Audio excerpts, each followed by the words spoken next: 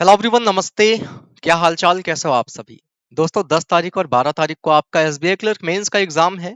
समय आपका बहुत कीमती है, तो मैं आपका ज्यादा समय नहीं लूंगा। बहुत ही कम समय में अपनी बात आपके सामने रखूंगा, जो कि आपके लिए बहुत ज्यादा इंपॉर्टेंट है। जी हाँ दोस्तों, इस वीडियो में हम बात करने वाले हैं एसबीआई क्लर्क मेंस के पेपर अटेम्प्टिंग स्ट्रेटजी की, कि कैसे आपका पेपर आप अटेम्प्ट करोगे, क्योंकि स्ट्रेटजी बहुत मायने रखती है। अगर स्ट्रेटजी अच्छी हुई तो आप एग्जाम हॉल से बाहर तुरंत इंस्टेंट नौकरी लेके निकलोगे। अदरवाइज एक निराशा और वो होता नहीं कि बिना उम्मीद के वाला जो फेस बन जाता है, वैसा चेहरा लेके आप बाहर निकलोगे। मिनिमम आपका सेफ अटेम्प्ट कितना होना चाहिए, मैक्सिमम तो आप जितना करके आओ उतना बेहतर है। और एग्जाम हैकिंग रूल एक आज मैं आपको बताने वाला हूं, जो कि बहुत शानदार है। तो चलिए फटाफट इन सारे मुद्दों पर बात कर लेते हैं। सबसे पहले तो मैं आपको बता दूं कि आपको कौन कौन से डॉक्यूमेंट्स जो हैं वो अपने साथ रखने हैं, अपने साथ एग्जाम हॉल लेके जाने हैं। एक तो अपना आईडी प्रूफ लेके जाइएगा।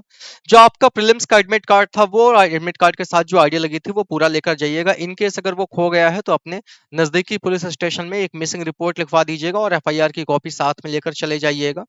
2 फोटोज अपने साथ लेकर जाइएगा। बाकी पेन और पानी की बोतल जो है वो साथ में लेकर आप जा सकते हैं। ये डॉक्यूमेंट्स हैं, मैंडेटरी है, इतनी चीजें तो आपको लेकर जानी ही जानी है।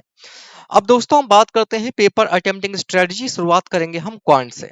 देखो दोस्तों, क्वांट में टोटल आते हैं 50 क्वेश्चन। सबसे पहला काम, जैसे आपको टोटल कितने सेक्शन मिलने वाले हैं, टोटल आपको बेसिकली 4 सेक्शन मिलने वाले हैं। क्वांट, रीजनिंग, इसके अलावा इंग्लिश, इसके अलावा जनरल अवेयरनेस।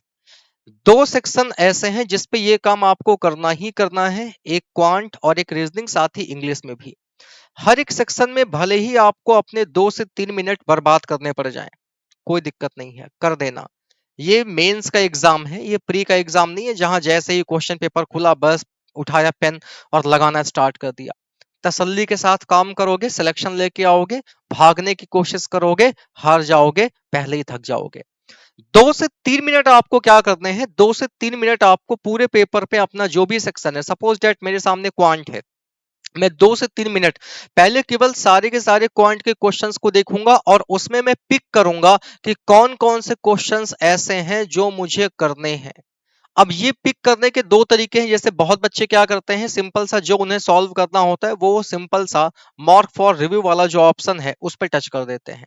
या फिर दूसरा तरीका ये होता है कि आपको जो रफ सीट मिलती है तो वो क्या करते हैं, वो अपनी रफ सीट पे मार्किंग करने लगते हैं कि मेरे को 1 से 5 नंबर वाला करना है, मेरे को 7 नंबर करना है, 8 नंबर करना है, 9 करना है, मुझे को 11 से 13 करना है। वो ऐसे करके लिखने लगते हैं। तो दोनों आपके हाथ में है, दोनों चॉइस आपकी है। ये काम आपको केवल और केवल क्वांट पे नहीं करना, ये काम आपको क्वांट पे, रीजनिंग पे, इंग्लिश पे, इन तीनों जगहों पे करना है। क्योंकि जनरल अवेयरनेस में ऐसे कोई बाउंडेशन नहीं है, वहां तो आप डायरेक्टली मिलता जाएगा, जो आ रहा है करते जाओगे। मैं इंडिविजुअल एक एक सेक्शन की स्ट्रेटजी पे बात भी करूंगा। तो सबसे पहले क्वांट का सेक्शन जब खुलेगा तो ओपन करते ही आपको स्टार्ट नहीं हो जाना है। 2 से 3 मिनट का समय अगर जा रहा है तो जाने दीजिए, लेकिन उन 2 से 3 मिनट में एक बार पूरे पेपर के साथ गो थ्रू जरूर हो जाइए। फिर सबसे पहले शुरुआत आपको कहां से करनी है, स्पीड मैथ। जैसे अगर मैं 2021 की बात करूं तो 2021 में 15 क्वेश्चन स्पीड मैथ से जो है वो देखने को मिले थे। लेकिन उसके बाद अगर मैं बात करूं 2022 और 2023 की, तो तकरीबन 8 से 10 क्वेश्चन दोनों ही ईयर्स में आपको देखने को मिले, जिसमें आपको नंबर सीरीज मिल सकती है, अप्रोक्सीमेशन मिल सकता है, क्वाड्रेटिक और अलजेब्रा के क्वेश्चंस मिल सकते हैं। क्योंकि क्लरिकल मेंस है, बहुत हाई लेवल नहीं होंगे, इजिली डुएबल होंगे और आप यहां से अपने ये मार्क्स पहले ही डन कर लोगे। सबसे पहला काम जो है वो आपको स्पीड मैथ पे ही ट्राई करना है, स्पीड मैथ ही आपको करना है। स्पीड मैथ करने के बाद देन आप क्या करोगे, आप पिक करोगे दोस्तों डेटा इंटरप्रिटेशन, वो भी केवल एक। कोई एक डीआई जो है वो आपको पिक करनी है, और वो जो डीआई आप पिक करोगे वो जितनी भी डीआई पूछी है, जैसे 4 डीआई आएंगे तो 4 में से हो सकता है एक कैसलेट आ जाए, बाकी 3 आपकी ग्राफ बेस्ड आ जाए। 4 में से ग्राफ बेस्ड जो आपको सबसे इजी डीआई लग रही हो कि यार लेस वेरिएबल है, 3 से 4 मिनट में पूरा का पूरा डेटा एक्सट्रैक्ट हो जाएगा, अगले 3 से 4 मिनट में सारे के सारे क्वेश्चंस हम आंसर दे देंगे, डेफिनेटली उसको पिक करो और 5 क्वेश्चन यहां से अपने सिक्योर करो। ये जो पहला और दूसरा स्टेप मैंने आपको बताया, यहां से आप बहुत इजिली 15 क्वेश्चंस पिक कर लोगे, बहुत इजिली। अब ये जो आप करोगे ना, ये 15 क्वेश्चन जो आप पिक करोगे, ये अकेले आप ही नहीं करोगे, ये सारे बच्चे करेंगे। क्यों? क्योंकि सबका प्री क्वालिफाई हुआ है, सब प्री क्वालिफाई करके मेंस देने जा रहे हैं। तो जो बिल्कुल इजी चीजें हैं वो डेफिनेटली सब करके आएंगे, ऐसा नहीं कि वो केवल आप करोगे। इसके बाद दोस्तों स्टार्ट होगा game changer paper. Game changer में अब आपके पास बचेगा अरिथमेटिक, जिसके आपको भी पता है 10 से 12 क्वेश्चन देखने को मिलेंगे। आपके पास बचेंगे डेटा सफिशिएंसी, 2 से 3 क्वेश्चन यहां से देखने को मिल सकते हैं, 2 से 3 क्वेश्चन आपको Q1 Q2 से देखने को मिल सकते हैं, और फिर बचेंगी आपकी तकरीबन डेटा इंटरप्रिटेशन, दो या फिर इसी को 2 या 3 कर लो, ज्यादा सही रहेगा, क्योंकि मिनी कैसलेट भी आ गई, तो मोटा मोटा कह सकते हो 2 से 3।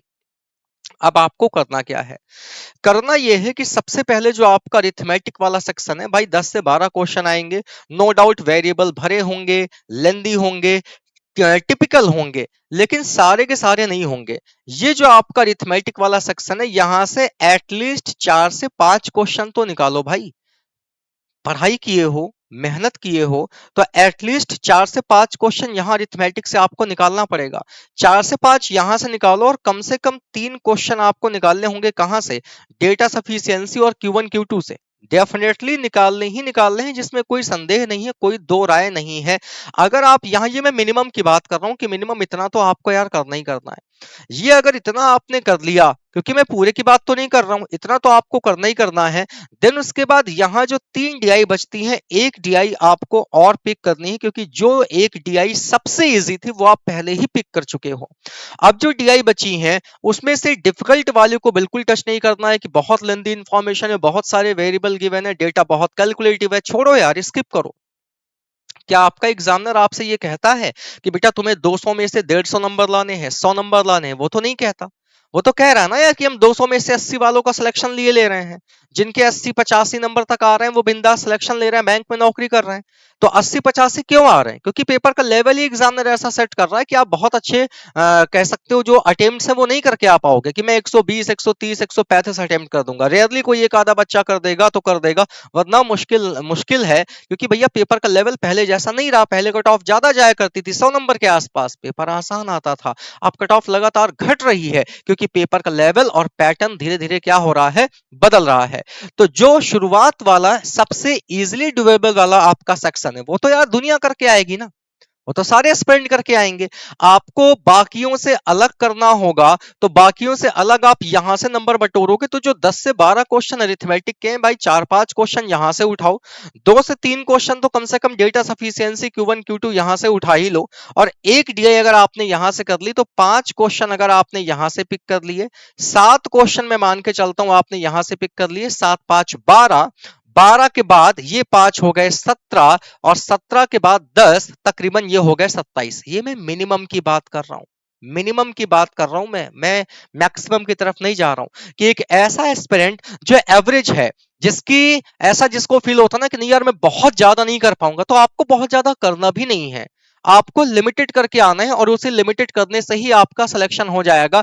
बट ये लिमिटेड और ये सारी की सारी चीजें आप बेहतर तरीके से तभी डन कर पाओगे जब आपने क्वेश्चन पिकिंग अच्छी कर रखी होगी, कि स्टार्टिंग में जो 2 से 3 मिनट आपने अपने खर्च किए हैं, उस पे आपने क्वेश्चंस की पिकिंग अच्छे से कर रखी हो, कि ये मेरे को पहले कर लेना है, फिर ये करना है, फिर ये करना है। तो करने का तरीका जो मैं बता रहा हूं, अगर ऐसा रहा तो डेफिनेटली अटेम्प्ट्स अच्छे होंगे। पहले स्पीड मैथ कर लो, अरिथमेटिक पे बिल्कुल नहीं चले जाओ। 4 डीआई अगर आएंगी या 5 भी आ जाएंगी, तो एक ऐसी जरूर होगी जो निहायत आसान होगी, पिक करो, खत्म करके उसको आगे बढ़ो। अब अरिथमेटिक, डीएस और जो बाकी सेक्शन बच रहा है, वहां से जो भी 3-4 क्वेश्चन निकाल पाओ धोड़ धोड़ के, वो निकाल लो, उसके बाद एक डीआई कर लो, काम खत्म, काम खत्म। मोटा मोटा मान के चलो कि अगर आपने 28 से 30 क्वेश्चन भाई साहब यहां से अटेम्प्ट कर दिए, कहां से, क्वांट से, तो बल्ले बल्ले है भाई साहब, बहुत अच्छा अटेम्प्ट है, बहुत अच्छा अटेम्प्ट।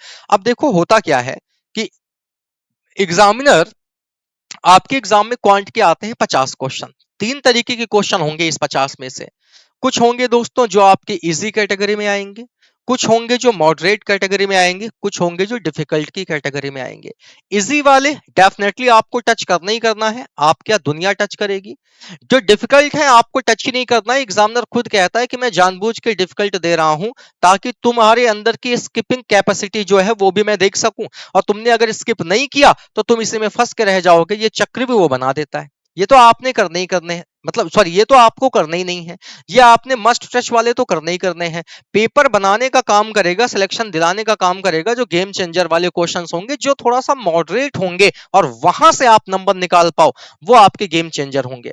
यहां पे एक रूल मैं आपको बताता हूं दोस्तों, आपका 40%, 40% और 20% की कैटेगरी हमेशा सेट होती है मेंस पेपर की। मैं क्लरिकल मेंस की बात कर रहा हूं। 40% का मतलब 50 का 40%, 20 क्वेश्चन तकरीबन ऐसे होंगे जो डेफिनेटली इजी होंगे, इजीली डुएबल होंगे, आपने करने ही करने, केवल धूल ले जाओ बस। क्योंकि एक साथ तो ऐसा होगा नहीं कि इजी दे दे फिर मॉडरेट दे दे फिर डिफिकल्ट दे दे। 50 में से 20% यानी कि 10 क्वेश्चन ऐसे होंगे जिनको टच ही नहीं करना है, इनको छोड़ना ही ज्यादा बेहतर होगा। और 20 क्वेश्चन ऐसे होंगे जो आपके मॉडरेट लेवल के होंगे, जिसमें से आपको सारे नहीं करने हैं, यहां से कुछ चुनिंदा क्वेश्चंस आपको निकालने हैं। और ये केवल क्वांट में ही नहीं, ये रूल आपका रीजनिंग पे भी अप्लीकेबल है, ये रूल आपका इंग्लिश पे भी अप्लीकेबल है, ये रूल आपका जीए पे भी अप्लीकेबल है कि कुछ क्वेश्चंस ऐसे जरूर होंगे, डेफिनेटली होंगे, जो बहुत आसान होंगे, बस जरूरत है उन सारे क्वेश्चंस को धुर ले जाने की। आपने नोटिस किया होगा बहुत बार आप मॉक देते हो, मॉक में अच्छा स्कोर नहीं होता, लेकिन जब मॉक सबमिट करके आप उसकी एनालिसिस करते हो, तो ड्यूरिंग एनालिसिस आपके सामने कई बार ऐसे क्वेश्चन आते हैं कि आपके मन में आता है, अरे यार ये क्वेश्चन तो मैंने देखा ही नहीं, अरे कितना आसान क्वेश्चन था, ये तो मुझे लगाना चाहिए था। तो ये जो फील आपको अभी घर बैठे मॉक देने पर आ रही है ना, ये रियल एग्जाम में नहीं होनी चाहिए कि वहां पे जो क्वेश्चन करने वाला है पता लगे आप वहां तक पहुंचे ही नहीं, आप उन क्वेश्चंस में अपना समय जाया कर रहे हो जिनको लगाना ही नहीं था या फिर जिनको हमें स्किप करना था।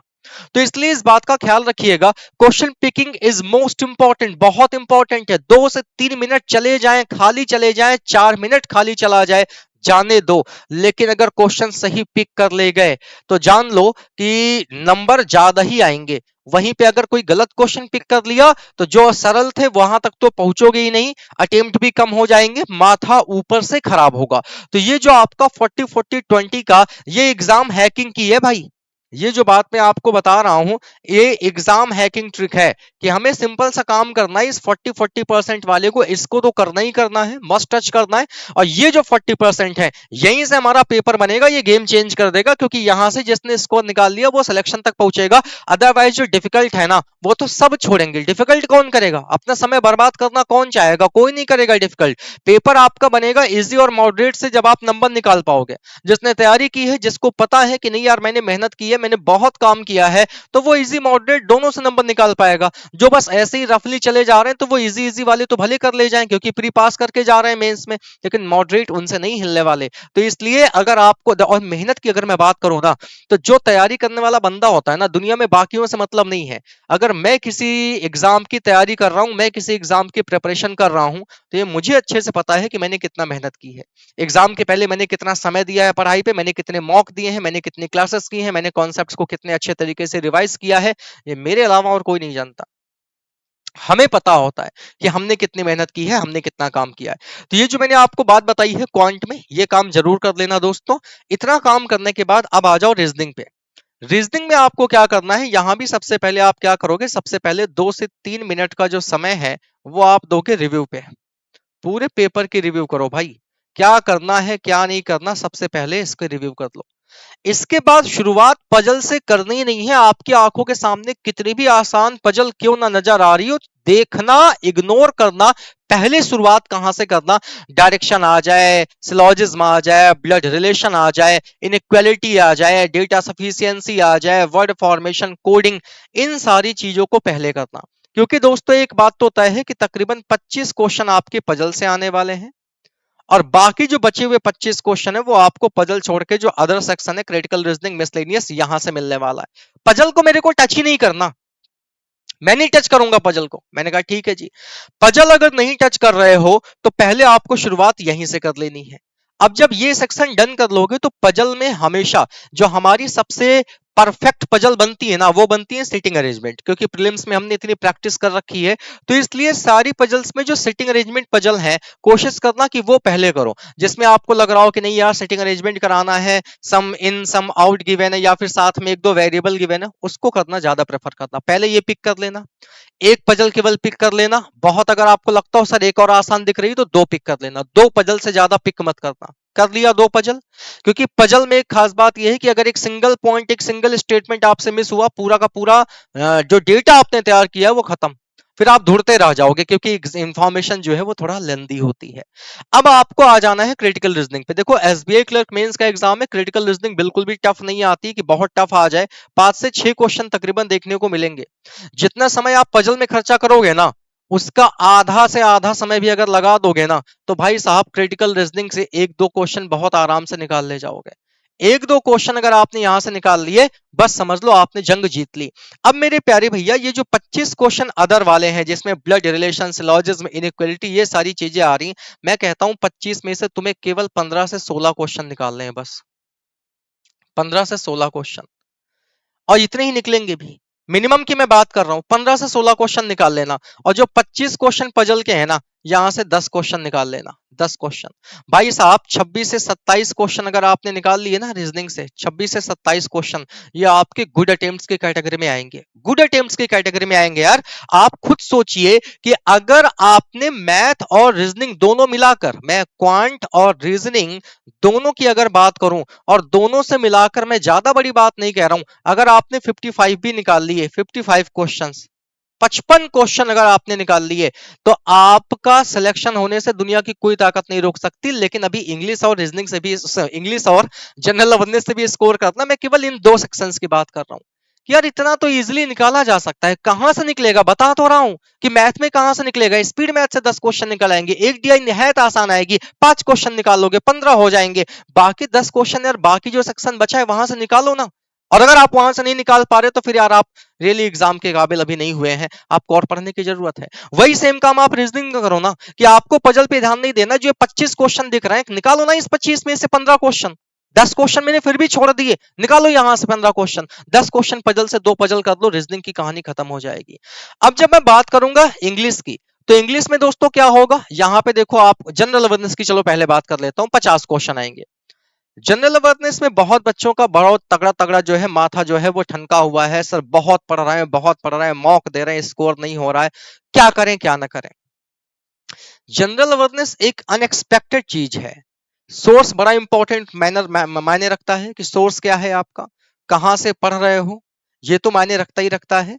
लेकिन साथ ही साथ कई बार ऐसा होता है कि आपने बहुत पढ़ा है, बहुत अच्छा पढ़ा है, फिर भी आप एग्जाम में अच्छी परफॉर्मेंस नहीं कर पाते। तो ये लाजमी है, ये सबके साथ होता है। जनरल अवेयरनेस को लेके बहुत ज्यादा टेंशन मत लीजिए कि बहुत ज्यादा माइंड में एकदम टेंशन ले लिया है। अगर टेंशन आ जाएगी तो फिर आपकी परफॉर्मेंस जो है वो डाउन हो जाएगी, तो टेंशन मत लेना। जनरल अवेयरनेस में मेरी पहली सलाह, पहला काम तो ये करना कि ऐसे क्वेश्चंस जिसपे आप 100%, 100% आप क्या हो, 100% आप श्योर हो कि यार मेरे को यही करना है, सबसे पहले इन्हीं को पिक करना, जिन पे 100% श्योरिटी हो। ये करने के बाद अब स्मार्ट गेस पे आएंगे हम। स्मार्ट गेस क्या होता है, बहुत ऐसे क्वेश्चंस होते हैं, 8-10 क्वेश्चन, जहां 50-50 चांस लगता है कि यार मेरे सामने 5 ऑप्शन है, 3 तो पक्का तय है कि ये नहीं होगा। अब कोई 2 लोग बचे हैं, एक ऑप्शन इधर बचा है, एक ऑप्शन इधर बचा है, और मेरे को इन 2 में से पता है कि यार कोई एक होगा, कोई एक पढ़ा था। तो अगर ऐसे 5 से 6 क्वेश्चन है, तो आपको जिस ऑप्शन के साथ सबसे ज्यादा सॉलिड वाली फीलिंग आ रही हो, वो आंसर टिक कर दो। लेकिन ये काम तभी करोगे जब आपके ऊपर अटेम्प्ट्स बहुत कम है। आपको अगर लगता है कि यहां जो आपके अटेम्प्ट्स हैं वो 8 से 10 ही हो पाए हैं, तो आप यहां पे 4 से 5 क्वेश्चन गेस कर सकते हो, 15 तक लेकर जा सकते हो। लेकिन अगर आपको लगता है कि नहीं यार मेरे 15 से 20 क्वेश्चन ऊपर ही अटेम्प्ट हो चुके हैं, जो मैंने परफेक्टली अटेम्प्ट किए हैं, तो फिर ये करने की कोई नीड नहीं है, स्मार्ट गेस वेस नहीं करना, छोड़ देना। बट कोशिश करना कि 50 में से कम 15 क्वेश्चन अगर निकल आ रहे हैं तो बहुत बड़ी बात है। 15 नहीं निकल रहे हैं तो कम से कम 10 तो निकाल ही लो, या 10 तो निकाल ही लो। नहीं 15 निकल रहे हैं कोई बात नहीं, 10 तो आपने निकालने ही निकालना है। अब बात करेंगे दोस्तों इंग्लिश की। इंग्लिश में देखो 40 क्वेश्चन है टोटल। 40 में से आपको भी पता है कि आपको तकरीबन 10 से 12 क्वेश्चन तो केवल आरसी से देखने को मिल जाएंगे, जो कि आपको बाद में ही करना है, पहले इसको टच ही नहीं करना। आरसी छोड़ दो, तुम ये जो बाकी की चीजें है ना, जैसे वर्ड यूजेस हो गया, मैच द कॉलम हो गया, पैराजंबल हो गया, फिलर्स हो गया, फ्रेज रिप्लेसमेंट हो गया, चूज द करेक्ट सेंटेंस हो गया, यही सब पूछा जाता है। आपको यहां से तकरीबन 28 से, या मैं कह सकता हूं 25 से 30 क्वेश्चन तो यहां से देखने को मिलेंगे भाई साहब। और अगर 25 से 30 क्वेश्चन देखने को मिलेंगे, तो यहां से कोशिश करना 20 क्वेश्चन निकाल लेना। इंग्लिश है, क्लर्कल मेंस की है, बहुत डिफिकल्ट नहीं आएगी, बहुत आसान भी नहीं आएगी। 20 क्वेश्चन कोशिश करना, निकाल लेना। आरसी में लग रहा हो कि यार किसी क्वेश्चन का आंसर मेरे से बन पा रहा है तो करना, अदरवाइज अगर आप आरसी को स्किप भी कर रहे हो तो भी कोई दिक्कत नहीं है। गलत करके नहीं आओगे, जितना करोगे सही करोगे, ना करो वो बेहतर है, क्योंकि सेक्शनल कट ऑफ जैसी यहाँ पे कोई चीज है नहीं। ओवरऑल आपको स्कोर करना है, तो गलत करके हम अपना जो स्कोर बना रहे हैं उसको हम बिगाड़ नहीं सकते। अब इसके बाद दोस्तों हम बात करेंगे, किसकी बात करेंगे सर, सेफ अटेम्प्ट्स क्या होने चाहिए। देखो सेफ अटेम्प्ट्स कई सारी चीजों पे डिपेंड करते हैं कि आपके एग्जाम का लेवल कैसा है। एग्जाम के लेवल पे भी तो सेफ अटेम्प्ट्स डिपेंड करेंगे, लेकिन जैसा प्रीवियस ईयर से एग्जाम आ रहा है पिछले 2 साल से, अगर वैसा ही एग्जाम रहा तो मेरे प्यारे भैया 80 80 क्वेश्चंस अगर आपने कर दिए, बल्ले बल्ले हैं। और 80 बहुत आराम से हो जाएंगे। मैंने क्या कहा, मैंने कहा 55 क्वेश्चन तो आप निकाल लोगे कहां से, मैथ और रीजनिंग से। और ये मैं मिनिमम की बात कर रहा हूं, इससे ज्यादा निकाल सकते हो, बहुत अच्छी बात है। कम से कम 20 क्वेश्चन कहां से निकाल लो, 20 क्वेश्चन निकालो इंग्लिश से। 15 क्वेश्चन कहां से निकालो, 15 क्वेश्चन निकालो जीए से। आप कहोगे कितना हो गया, 55 20 75 15 90। अब ये 90 का टारगेट तो मैं बता रहा हूं ना, लेकिन आपने सिंपल सा काम करना है, 90 में से कुछ गलतियां भी तो करोगे ना। तो फाइनली आके कहां अटकोगे, 80 पे अटकोगे। 80 अगर आपने कर दिए, देन आप डेफिनेटली सेफ है, आप किसी भी स्टेट से। जैसे मैं आपको लास्ट कुछ ईयर्स की कट ऑफ दिखाता हूँ, पिछले साल की आप देख लो। इस बार वैकेंसी ज्यादा है, नो डाउट कट ऑफ पिछले साल से तो कम ही जाएगी। मैक्सिमम देखो कितना जा रहे हो, 74 76 78 81 दिल्ली, 76 हरियाणा, 80 हिमाचल प्रदेश, 80 जम्मू, 79.5 75 पॉइंट, यानी कि तकरीबन आप कह सकते हो 70 और 80 के रेंज में था। महाराष्ट्र एक ऐसा स्टेट है जहां से वैकेंसीज बहुत कम थी, जिसकी वजह से यहाँ की कट ऑफ जो है वो हाई गई थी। अदरवाइज आप देख सकते हो, और उड़ीसा से बाकी आप देख सकते हो, आप 80 81 की रेंज में हो अगर मैं हाईएस्ट की बात करूं, नहीं तो वही 70 75। तो अगर 80 आप लेकर आ रहे हो ना मिनिमम, 80 अगर आप लेकर आ रहे हो, then this is good and safe attempts. आप बढ़िया तरीके से क्या करिए, जाइए और बेहतरीन तरीके से एग्जाम दीजिए। आपने मेहनत की है, आपको पता होगा कि आपने कितना पढ़ा है कितना नहीं पढ़ा है। अगर आपको लगता है कि हाँ सर हमने मेहनत की है, वाकई में हमने बहुत पढ़ाई की है, बहुत मेहनत की है, तो यकीन रखिए आपका पेपर अच्छा होगा। एग्जाम वाले दिन किसी से मतलब मत रखिएगा, दुनिया समाज में क्या चल रहा है हमसे कोई मतलब नहीं। चुपचाप अपना जाइए, एग्जामिनेशन हॉल में एंट्री करिए, अपने काम से मतलब रखिए, किसी से बातचीत मत करिए, चुपचाप पेपर दीजिए, पेपर दे के बाहर निकल आइए। मेहनत किए हो तो सफलता भी आपको ही मिलेगी, और अगर मेहनत नहीं किए हो, इतनी सी भी बात आपके माइंड में है कि यार मैंने उतनी मेहनत नहीं की जितनी करनी चाहिए थी, तो आपको भी पता है कि गलती इसमें सिर्फ और सिर्फ आपकी है। तो जो बात बताई है, जिस हिसाब से बताया है कि पहले ये अटेम्प्ट करना बाद में ये अटेम्प्ट करना, इस कह सकते हो प्रोसेस को माइंड में रख के जाना डेफिनेटली बहुत हेल्पफुल होगा। So thank you so much, रखिए अपना ख्याल, हंसते मुस्कुराते रहिए। All the best for your exams, अपने एग्जाम्स की अच्छे से तैयारी करिए। आज एक क्वांट का एक्सपेक्टेड पेपर भी हम लोग करने वाले हैं रात में 8 बजे से, तो अगर समय निकाल पाना तो उस पे सेशन में भी आ जाना। बाकी फिर मिलते हैं आपसे। Thank you so much, bye everyone.